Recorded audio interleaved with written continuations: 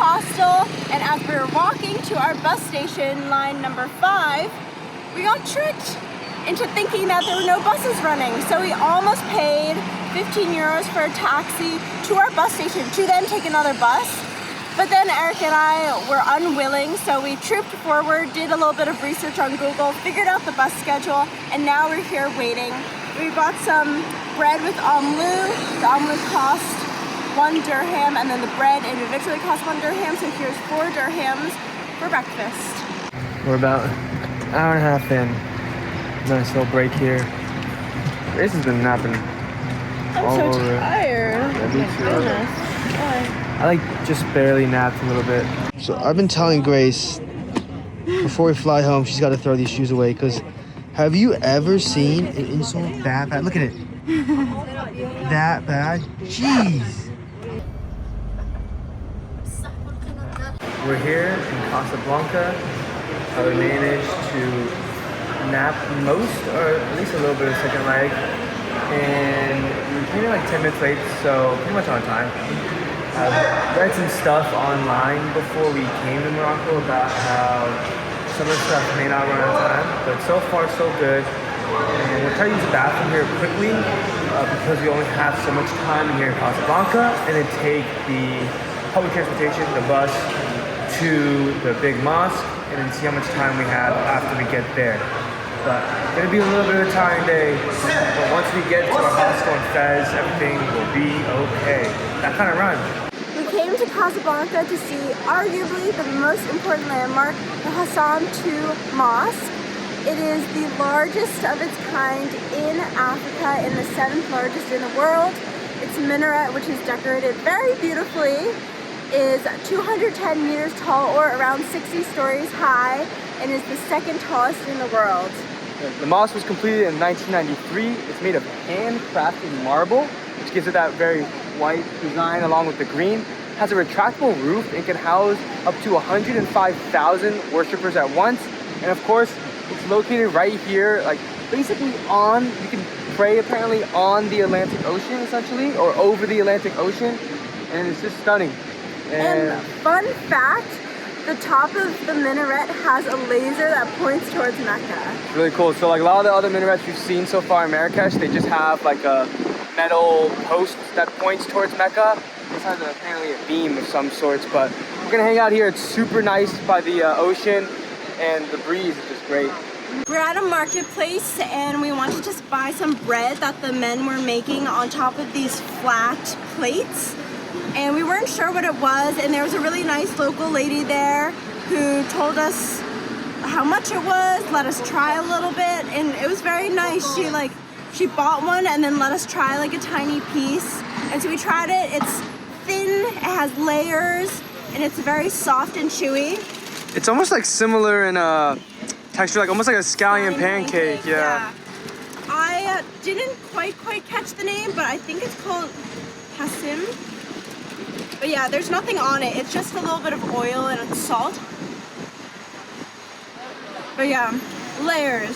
We are on a time crunch. Yeah, so we're taking the 43 now back. We did the 139 here, and we're taking the 43 back. Yeah. And we're estimating to get there like no time to spare, like a minute. Yeah. So we're on, and then we're gonna run as soon as we get off. Yeah. And catch this bus at 1:30. But we'll stop to Casablanca and now to Fez. Just now made it to Fez. It's a little past 7 o'clock, and decided to grab a snack because we are starving. We've literally only had that 2 pieces of bread in the morning, and those little 2 Moroccan scallion pancake things. Yeah, that's And afternoon. there's a bunch of fruit stands right outside the bus station, so we each got a banana, 5 dirhams.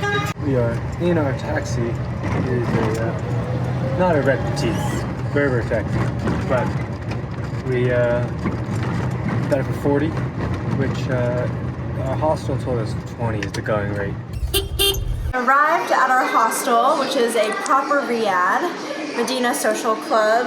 It's beautiful. There's a nice terrace up there, nice dining area downstairs, and we're in a room called Jnan. 6 beds, ensuite bathroom. But so far, I think this is both the prettiest and cleanest hostel that we've stayed at. Starting off our dinner here in Fez by eating a minced meat sandwich for 10 dirhams. You know we like those sandwiches? Honestly, this one looks like it could be better because it looks like there's more meat. And maybe higher quality meat. Let's give it a shot.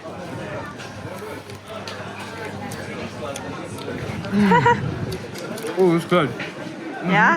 20 dirhams, bread with chicken and lamb. It looks like mostly lamb though, which is fine. I like lamb. Yeah. It was in a stew. It's a spicy powder. With some chili powder on top. Cheers.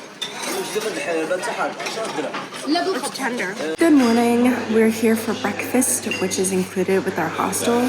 Bread, olive oil, olives, cheese, jam. Then we each got an egg, cake, and traditional bread.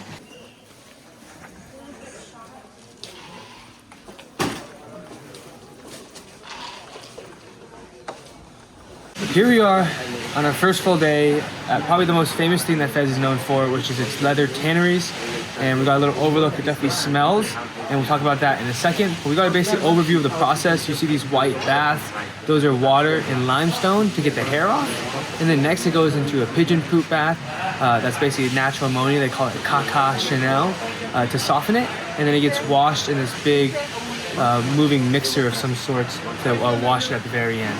When you come up to the store, it's free to enter, but the guy will offer you some mint because there is a little bit of a pungent smell out here. It's actually not that bad, so it's up to you whether or not you want the mint, but just be wary that you might have to pay for it at the end, but it is free entrance. The guy was really welcoming, told us this is a collective, showed us a little bit of the process, and then brought us to this sort of like most famous viewpoint where they have all the baths, the circular baths. And one tip for you guys, come early in the morning because I read online that that is when they're doing the baths and it's all filled up, so you get a great shot if you want that. And then later in the day, I think you won't get as good of a view. We have been exploring the streets of Fez today, of course, walking through town. And then we had a couple stops where we were just looking around and we realized it was really close to our hostel that we're staying at tonight and the next night. So we thought we'd pop our head in and figure out what the check-in situation was like. And then we also had asked the guy at the front desk a couple questions about argan oil. Because I wanted to buy some for my mom for like cosmetic use, so face and hair. And the issue here, like we just don't know what's hot pressed, cold pressed, so what's good quality. And then also some of the argan oil might be mixed with cheaper quality oils. Right. So we asked the guy at the hostel to show us or recommend us a place where we can buy really good quality argan oil for a fair price. And he brought us to his sister's husband's little store. And we just bargained for 50 ml of argan oil for 50 dirhams, so $5. Quick observation about the streets here in Fez that might look similar to the ones in Marrakesh, but we actually enjoy them a lot more, find it a lot easier to walk mainly. And it seems like, at least we haven't seen any motorcycles going through the streets. The occasional donkey, we've seen a couple, and then just these push carts that you might be able to see on my left here. That's all there really is, and it makes walking around a lot safer and easier.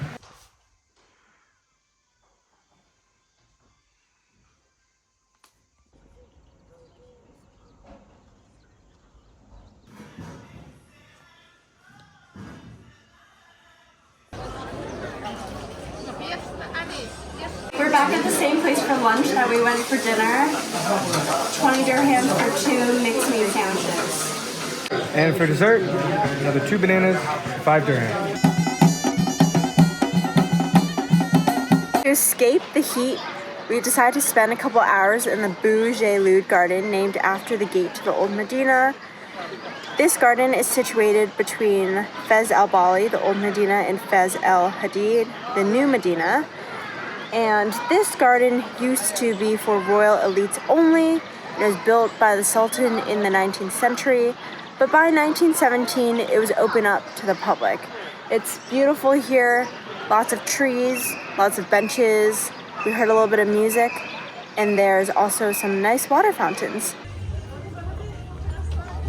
Behind me is the Royal Palace of Fez, or the Dar al-Maksen. Its foundation dates back to 1276.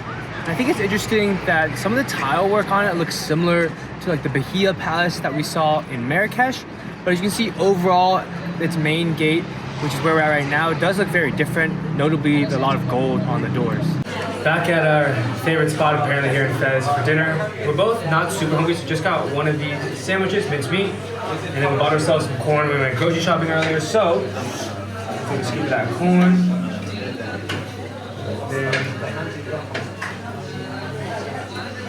Leftover red pepper flakes from Italy. You know what? I told Grace earlier not to let me eat any of this because my stomach was feeling or whatever, but boom, boom, boom.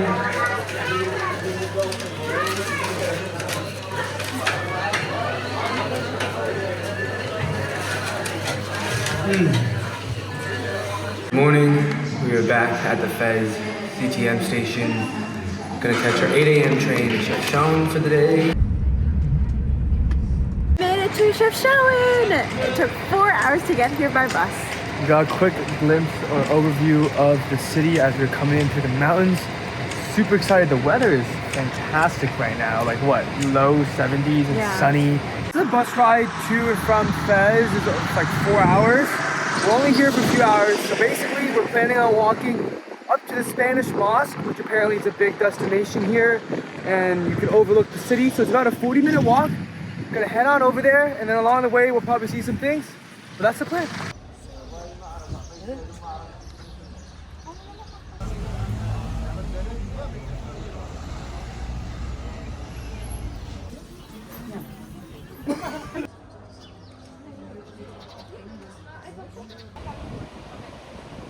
We didn't make it all the way up to the Spanish Mosque, which is right behind me all the way up there because we're running short on time, and honestly, the viewpoint is really great just right here behind us. You can see Blue City, all of it, of course known as Chefchaouen, or as the locals know it as Chaouen. And I think the one question that we asked ourselves, and frankly the reason why we're here is because the buildings are blue, and why are the buildings blue? And so there's actually no known one reason why, but there are a couple of theories. I think there's two main ones based on my research. The first one being is in World War II, or during that time period when the Jews were fleeing, some of them fled over here to the northern part of Morocco, and they kind of set up shop here in Chefchaouen, and so blue is a big color for them in their culture, and so they started painting buildings blue, and then when they left, that kind of stayed as a cornerstone of what the city is known for. And then the other theory is that apparently it's good to keep the mosquitoes away, because apparently mosquitoes, they like to be around water but don't like to be in water. And of course nowadays, frankly the whole reason we're here is because it's blue. They kind of just keep painting it blue for tourists, and honestly I can't blame them. But this viewpoint is amazing. We're gonna spend our last hour or so here walking back through the city, the Medina, and then heading back on the bus to Fez. Now back at the bus station, eating our snack. We bought omelette because we saw a almond grinding machine outside of a store. We got to try a sample, thought it was good, and the price was fair. It's 1/4 kg for 50 dirham. And we also bought bread for 2 dirham. Gonna try some now with the bread.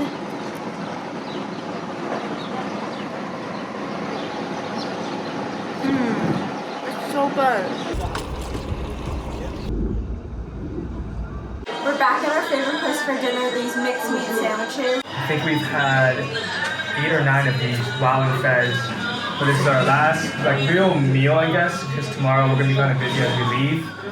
But cheers. Good morning. We are starting off our day here at the Fez train station, ending it in London later today, but we have a full day of travel ahead. This morning I started in Fez. By the time I have dinner, I'm gonna be in London. We have arrived back in Marrakesh. It is definitely the Marrakesh heat right now, because it is a lot warmer here. There was a huge line at the check-in station and nothing was moving. And then we just had to run through everything. It was absolutely terrible. Awfully rushed. We were given the wrong information a couple times. I slipped and fell once. Over here? Yeah, but we're here. We did all that hustling and running, Grace trooping it after slipping and falling, only to sit down. Everybody gets sit down, ready to take off, and we get an announcement saying air traffic control is not letting this plane fly because of, I think, something going on in France. 40-minute delay.